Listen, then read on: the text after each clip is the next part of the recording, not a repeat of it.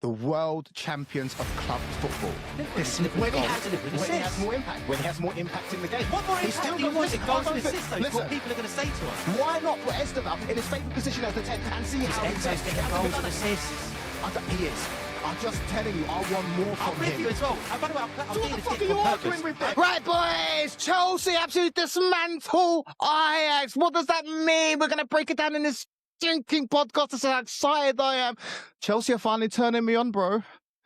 They're turning me on, the little boys. That just sounds messed up. I'm not even going to go there, right? But my days, what a performance from our young guns. Do you know what, geezer? Chelsea cannot stop breaking records. Over the summer, we're the first team ever to become the world champions of club football, dismantling PSG. We've just broken another record, becoming the first team in the Champions League to have 3 teenagers score in a Champions League game. We cannot stop breaking records, bro. You're looking at the best team in world football, the current world champions. Maresca's finally doing it, geezer. I know you're envious, bro. I know you're envious. What have you got to say for yourself? Come on. Give it to me. Give it to me, you prick. I know you was impressed, bruv, because I was. Listen, not to burst your bubble, bro. Not to burst your bubble. But no, look. There is none. Look, anytime you score 5 in a Champions League game, anytime you score 5 is an impressive thing, right? Look, anytime you score 5 in a Champions League game, hats off to you. It doesn't matter the opposition. It doesn't matter that they're down to 10 men. None of that stuff matters in Europe. When you score 5, it's a big deal. And yesterday was a big deal. It was a really, really impressive clinical performance. Now, I say that in front of goal. It was very, very impressive. Ajax, who are not a great side, let's be honest, did also lose their head. A moment of madness from Taylor early on in the game. I mean, they're going to have a tough task on their hands anyway, coming to Stamford Bridge, right? What are you doing? I mean, that's a red card in anyone's book, right? Of course. Nasty challenge. Look, nasty challenge. Yeah, it was a nasty challenge. But regardless of that, like you just said it, Ajax they've appointed Heitinga, right? And he's just a brand new manager. He come off from an assistant management role from Arne Slot. So it's not surprising, bro, to be honest, that he's failing, right? Because we're now starting to see Arne Slot's true colours. That's not a dig, it's just facts. The only bad thing about this weekend's Champions League was seeing Liverpool beat Frankfurt 5-1. I was like, oh, here we go. Here comes the Liverpool fans. But let's put that aside, yeah? Let's go back to Ajax because, bro, they got turned over 4-0 when they went to Marseille in the Champions League. I think they've only won 1 game, if that. And most of the games that they've played in the Dutch league, they've either lost by a lot or they've drawn a few games. No one in their right mind expected Ajax to get anything from this game, especially since you're coming and you're playing at the Stamford Bridge. What did we learn, though? That is the main question. We learned that 3 things. Number 1, the kids put on a massive, massive performance. Yeah, that is going to prove extremely valuable to them to get that sort of confidence, to get that sort of experience in the Champions League. You can't buy that shit. You can't freaking buy it. Second thing, what did we learn? It's just a quick reminder to the rest of the football fanatics, the football world. Don't forget who the current world champions are. Do not underestimate Chelsea. We have had ups and downs, but recently, last 3 games since we turned over Liverpool, we've been a little bit on fire, right? And the third thing, which kind of mingles with the first point, is that all it did was continue momentum and build up even more confidence within the Chelsea squad.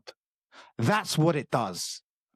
And it gives confidence to the manager, to the first team players that, if 1 or 2 of our players are injured, we have youngsters that are good enough to replace them, right? So in terms of what we learned, I think the biggest point for me was it just continued momentum. And I think that is super important coming back to the Premier League games this weekend, right?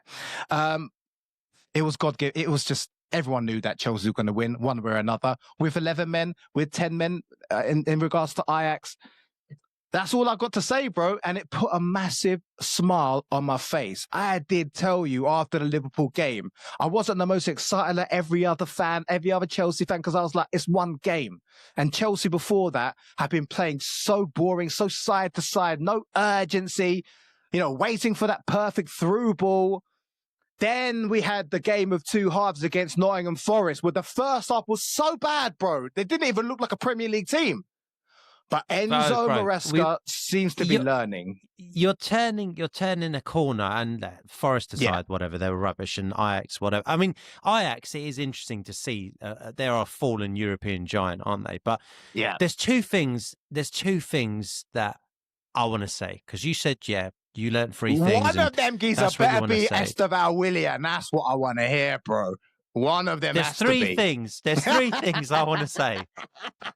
One of them is, guys, if you are watching this and you're enjoying it, please don't forget to like and subscribe. It helps us out massively, and we will massively appreciate it, and we will continue releasing this content. The second thing that I want to say, Mark, that I noticed about the game, you got your goals. But that was one of the most chaotic first halves in Champions League football that I have seen for a while. Now, guys, correct me if I'm wrong. I'm sure there's been some crazy first halves in European games lately or recently in the last few seasons, but I can't think of one. Bro, we watched 5 goals, 3 penalties, and a red card. It was insane. It was chaos. Even when you went 2-0 up, you then give away a shit penalty, a shit defending from Tosin. I don't know why they zoomed in on Jerell Hato, like making him out like to be the bad guy. It was Tosin, and it just stomped in his foot. I said, what are you doing? Weghorst, we all remember Weghorst, right? He went and from Man U. slotted it away, and you're thinking, no way. Are Chelsea really going to let these guys back in, this dismal side? That got wiped out within minutes. You get you get a penalty now. Enzo converts, and then Estevão gets his goal via the penalty spot. But wow, Estevão Willian, that kid, you're right. There are 3 things to say, and Estevão is saved. We've saved the best till last, because he is exceptional. This kid, so composed on the ball, so clever, vision and confidence, composure. We spoke about MLS in the last podcast. Young kid, great composure. Another young kid that has great composure and class about him is Estevão Willian. And that penalty was a fantastic penalty. And people can go, oh, it's just a penalty. But who won the penalty? It was Estevão. And and that was 2 penalties. That took 2 swipes at him. Let's be honest. That's 2 penalties in one. Listen, there's lots of things to be optimistic about for Chelsea. The one thing I will say is that chaos, when you do go a bit gung-ho, it gets a bit chaotic. Not as bad as Liverpool, bro, this season, where Liverpool are like end-to-end playing basketball like they're, LeBron James. But there are elements of chaos in Chelsea. There just needs to be a little bit more control for me. But you've won 2 games now out of your first 3. The only game you've lost is to Bayern Munich, who are my favourites for the Champions League this season. That will soon be 3 wins in 4 in a couple of weeks, because you playing carrier bag in a couple of weeks. So you're going to build up a bit of momentum, because you've got a couple of decent games in the Premier League coming up as well. Overall, you've got to be happy with that performance. Chelsea fans, I want to hear from you as well. Are you excited that you scored 5? Or are you just thinking, oh, well, it was against 10-man Ajax? Because I tell you what, you still got to put them away. And scoring 5 in the Champions League is a serious, serious effort. Now, Mark, I've got some questions from our viewers that viewers want answered. One of the viewers, by the way, this is less of a question. Shout out to Guiyu, your boy, Marky, whatever his name is. It's Guiyu, I think. He's off the mark for the season. And Mark, the commentators are calling him Guiyu. Say it properly. Guiyu. Just anyway. Gui.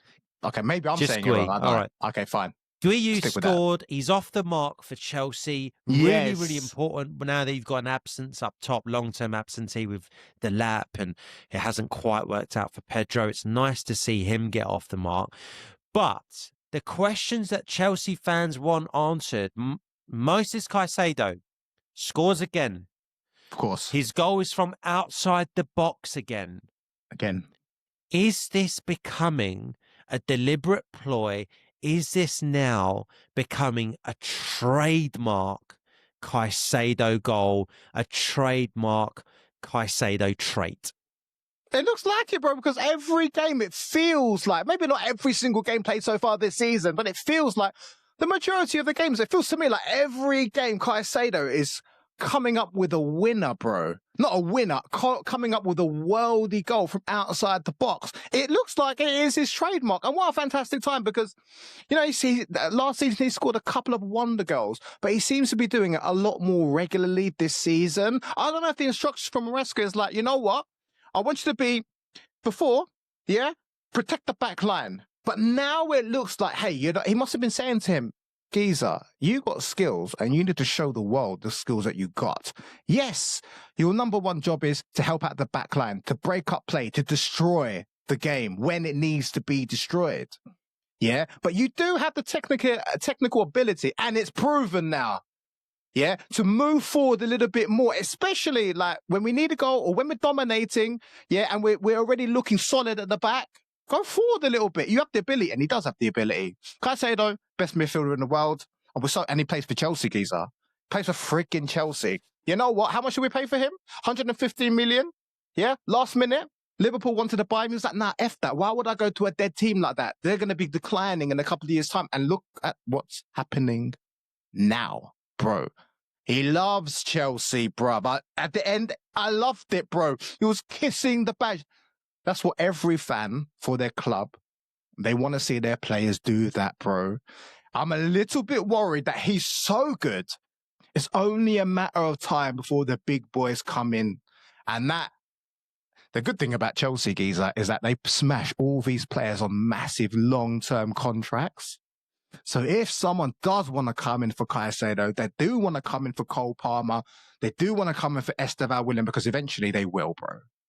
Yeah, they're going to have to pay Chelsea a lot of money, but we are blessed to have a player like Caicedo. We are blessed to have a player like Caicedo who loves the club, that loves the fans, that loves London. He is settled. We're blessed, bro. We are friggin' blessed. Do you know what I think the answer is, Mark? And I hear all of what you've just said. To the Chelsea fan that asked that question, one word: confidence. I think he's developed the confidence to shoot. I think he's developed the confidence to progress where he can. And seeing a couple of them go in just gives you more confidence. But actually, the confidence is coming from, he's now entered his third season with Chelsea. First season for him was a real struggle, acclimatizing back when Pochettino was in charge. And it was a poor season. He was getting a lot of flack. But it was his first season there. Second season, he really grew into it, especially towards the back end of the season. Caicedo finished that really strong, and he's carried that form into season 3. And he is now up in his game and taking it up another level, much like we're seeing, you know, Declan Rice and others do at Arsenal. He is doing the same thing, and he's evolving now. Now we're seeing a better version of Caicedo than we ever saw at Brighton. And by the way, we saw a very good Caicedo at Brighton. But really and truly, this Caicedo, this version of Caicedo is the best Caicedo we've seen, and he's getting better. It's confidence, Mark. He's now entering his third season. He knows his shoulders back a bit. I am the man there. I am the midfield general in this team. And that can only be a great thing for Chelsea. And I know we're talking about you boys dismantling Ajax, and we're talking about European football, we're talking about Champions League, and we'll get back to that in a second, Mark. But with a midfield general like that, and the recent results, you spoke about Forest and you spoke about since you beat Liverpool, are we seeing a slight shift in terms of dynamics here between the London clubs, Arsenal and Chelsea, waking up and putting it on the Northwest Mafia, Liverpool, Man City? Are we seeing a slight power shift? Is it too early to call it? Are you seeing early signs of a power shift from Northwest to London? Only 10 games, 10, 11 games into the season. For me, in regards It's our to... job to call it, right? It's our job. Yeah. We got to give our opinions.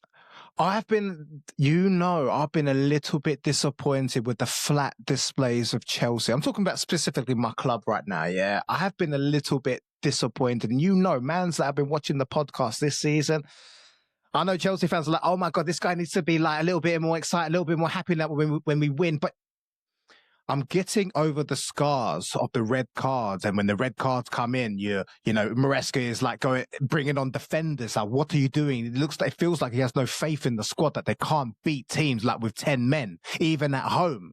So those sort of moments, which are only actually a couple of weeks ago, they're still a little bit in my mind. It's still too early. In regards to Arsenal, yeah. Same thing, I guess, but the main difference is that you're winning the games that you don't play well in. Is there a power shift? I'm getting super excited, not just for Chelsea, but obviously that this is a Chelsea Arsenal podcast. I'm actually excited to really see what Arsenal can do. You played and you smashed up Atletico Madrid. No one thought you guys were going to do that in that manner. It sent a statement today yesterday for Chelsea's performance against Ajax. It sent a statement. It was a reminder. Hey, don't forget Chelsea. We're still in a transition. I still want to see over the next 5 to 10 games how Chelsea performs. Then I can give you a much better answer because, as I said, I have been a little bit deflated, a little bit disappointed with some of the performances. But it was a big thing that the game against Nottingham Forest, we weren't playing bad, and he was so proactive, bringing on 3 midfielders. He understood that the current team that game weren't playing well, so he improved it. He made the change. I like that. That's progress. Okay, the young gun smashed up Ajax. Okay. Give it a few more games, and then, bro, you're going to see me frigging wild out about how great Chelsea are. They're going to be smashing LT. They're going to smash up the Champions League. They're going to smash up the Premier League. The question I'm going to have for you next, right, is how far do you think Chelsea are going to progress in the Champions League? Because there is so much quality, bro. There's so much good teams in the Champions League. Do they have a chance of causing an upset, of being the dark horses? What's your thoughts on that? It's a tough one, isn't it? You see, with this new format, it's really tough to call. It is true. You can be top of the tree like Liverpool, do really well in these early Groups. games, right? But when it gets to, call it the groups, but when it gets to the round of 16, they're up against PSG and they're knocked out. So it really does depend. Now, I think obviously Chelsea, and I also think Arsenal, I think both of us will go through. It just then will be luck of the draw, because who else is a sleeping giant that's not performing well? The good thing is, I guess, is that you're seeing the top teams at the top end. You're seeing the PSGs, the Inter Milans, the Barcelonas, which means that if you are going to finish high up the table, you should therefore theoretically get an easier tie than a PSG in the last 16, because PSG it was an anomaly last year. They finished like 22nd or something like that and then started kicking into gear. So I don't think that will happen again this year, in which case I've got Chelsea down for at least quarterfinals. I think a cheeky quarterfinal run. And once you get to the quarters mark, anything can happen in cup competition. Yeah. So, you want to be in it to win it. I want to be in it to win it. So I'll say Chelsea can get to the quarters. And maybe I'm going a bit early here in my previous question of, is there a power shift and momentum? I'm just sick and tired of seeing league titles go to the Northwest, Liverpool or City. I'd love, Mark? Again, Kevin Keegan style love. I'd love it to be a London battle, an all-London battle for the Premier League. I would actually love that. But to your point on Champions League, so maybe I'm wishing there's a power shift. I don't think that's going to happen. I don't think that's going to happen. Well, here's the thing, Mark. I've been saying this whole time, that you can't challenge for the title because you ain't got a keeper. You ain't got a That's keeper. the thing. And now I That's the can thing. keep saying that because you don't have a great keeper, but you will have your defenders coming back. You have got a very good, when fit, back four. Very good. Then you have got one of the best, if not the best, number sixes in world football in terms of breaking play up and just being a destroyer, Moisés Caicedo. So you've got Caicedo in front of a very, very, very good back four when fit, especially your wing backs I'm talking about here. And then you've got Sanchez. But the other thing you've got, Mark, is this team has got goals. They've got electricity. They've got young players. You're doing all this without Cole Palmer, don't forget. He's coming back in a few weeks. So maybe not. Maybe there isn't going to be a power shift. And maybe you won't challenge for Premier League because that's 38 games. But over 15, 16 cup games in the Champions League, you can bet Chelsea are a threat. And you can also bet this. Big teams and teams in general in the Champions League are not going to want to face Cole Palmer, Estevão Willian, even an Enzo Fernández who's playing well, a Pedro Neto, Get out of and here, a bro. Moisés Caicedo. They're not going to want to play him. Ah, man, I think Enzo Fernández is massively overrated. 105 million. Has he justified that price? Comes up with goals, comes up with assists. Right. You're coming at, agreed. So's Trossard. Okay.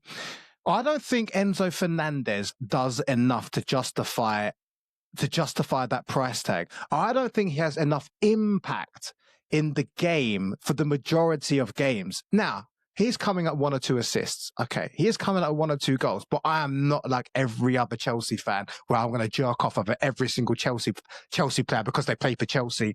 No, I'm not the biggest. He's a good squad player. Yeah, but if you're asking me, would he fit? Would he be my first team? He would not.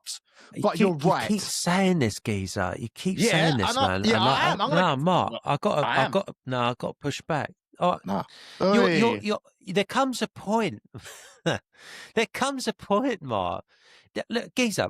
You and I said the same thing about Enzo Fernández, yeah? And we said the same thing over and again, that he flatters to deceive and actually goes missing in loads of games. But at what point, Mark, do we have to stop being so freaking stubborn and go, you know what? The guy is picking up goals, he's picking up assists, he's getting you points. You mentioned Trossard.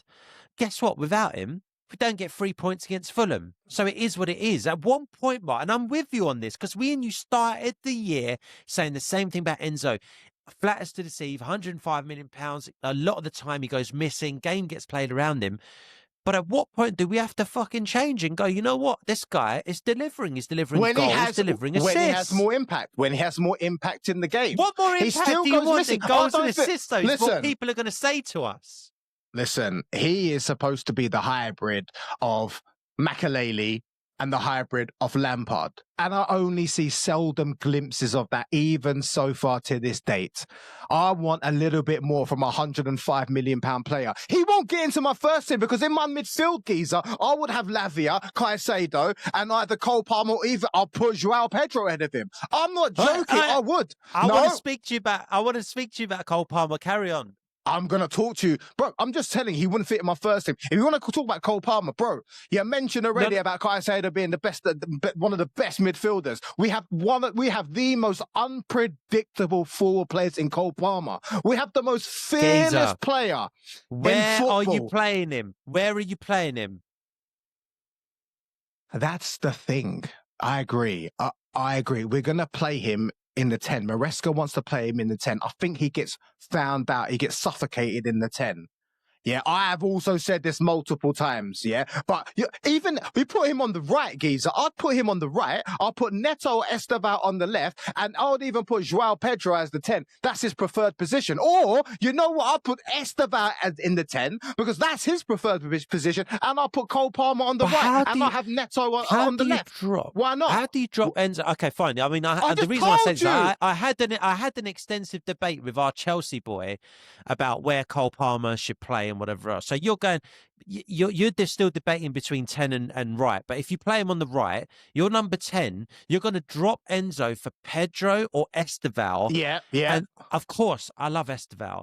Great. And that is a fair shout. But if you drop Enzo for Pedro, well, Enzo can turn around to you and go, listen, Gaffer, I'm delivering goals and assists. What's João Pedro doing? Yeah, but hold on. You haven't even played João Pedro in his favoured position. He hasn't played as a 10. Esteval's favoured position is 10. He hasn't. Yeah. He can't get in. Because he needs to drop Enzo Fernández. Forget him, mate. How do you drop him? Why not, bro, put João Pedro and give him his shot in his preferred position and actually see how he fares? Why not put Estevão in his favoured position as the 10 and see how he fares? Enzo's getting goals and assists. He is. I'm just telling you, I want more from him. I'm with you as well. By the way, I'm being a dick on purpose. So what the fuck are you arguing with then? I'm being a dick. I'm being a dick on purpose because at some point, Mark, we do have to shift our opinions a little bit and go, you know what? That's not yet, Geezer. He's still scoring goals. He's scoring goals. How many goals? Bro. Guys, tell us how many goals Enzo Fernández. I can't believe you got a gooner fighting for Enzo Fernández here. I mean, I'm questioning myself as well here. But viewers, tell us in the comments. I want to hear from you, Chelsea fans. Tell us in the comments. How many goals and assists Enzo got? Okay, look. You can tell us that before you give us that data if you want to plan on doing that, yeah? You watch football. You watch Chelsea, yeah? Forget about the defence. Yeah. Tell me what your midfield is and what your up front is if you're a Chelsea fan and everyone's fully fit. Go. Mark, before I do, Mark, do you think Enzo Fernández has been as ineffective as I always said he has been and gone missing as much? Or has he been more prevalent than he ever has been the last few games this season? He's been a big player against Liverpool, big player against Brighton before you went down to 10 men. He is not going missing, Mark. And so my 11. Wait. Okay. You want the 11, don't you? You got Sanchez in goal. I don't want that. Okay, you're good with that. You're good with the back five. Okay, cool. Yeah, Moisés Caicedo. Yeah. Everyone's fully fit. Gone. Oh. Don't miss out Lavia, bro. Otherwise, I'll just stop this pod right now. I want Lavia in the side, really. So I really want Lavia and Moisés, although I do think Moisés is better as a 6 than he is as an 8. And if Lavia plays, then he's playing as an 8. But Lavia, Caicedo. Shit. Enzo. I can't drop Enzo. Here's my limit. Geezer. No. You asked me a question. Lavia, Caicedo, Enzo. On the right, Cole Palmer. Shit, Estevão can't get in. On the right, Cole Palmer. Pedro Neto on the left. Oh, shit. Estevão up top. Pedro up top. Oh, I don't know, mate. I don't know. It's tough. It's tough to drop Enzo, though. Tough. It's not. I agree with you, but it is tough to drop. It's not. It doesn't come into my...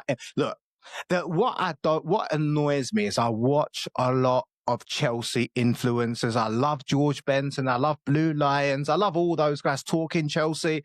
And they all love to jack off Enzo. Right, and I still don't agree with that. I think that's why I'm so stern and so a little bit hypey on it. I think that's the reason, Geezer. Because it doesn't deliver enough for me in the game. But why are they? Why are all your other Chelsea maybe because they're all super biased. Maybe they look at every single Chelsea player and they're like, they're all freaking amazing. I don't know. But look, I don't agree. I'm not following the herd. I have my own opinion. I have my own eyes, Geezer. And for me, no. For me, he doesn't fit in my first 11. And that's my opinion. I mean, guys, if you're a Chelsea fan, let me know what you think. Yeah, and if he is going to be in your 11, who are you going to take out? Are you going to take Estevão? Because all of you Chelsea fans are saying you have to start Estevão. Okay, you can't drop Neto because he is a game changer. You can't drop Cole Palmer. So what are you going to do? Put Estevão up top? That's not his preferred position. That's not his best position. You're wasting him. Bro, let me ask you this question. And Chelsea fans, yes, please answer that question. Like, let us know what Mark said, right? Are you dropping Enzo? Are you not? Where you playing? Let's look at your front six. But Mark, when was the last time Enzo Fernández had a bad game for you? I mean, bad game for you.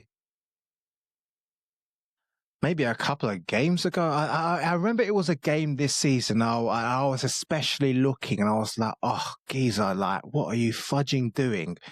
And even there was I can't remember which game it was. I apologize. Before the Liverpool game, I think. It was before. That's my point. My point is that was only a couple of weeks ago. It was only a couple of weeks ago. My point is that you can't remember. So I agree with you. Fine. Like Enzo start of the season, I wouldn't have had Enzo in there either.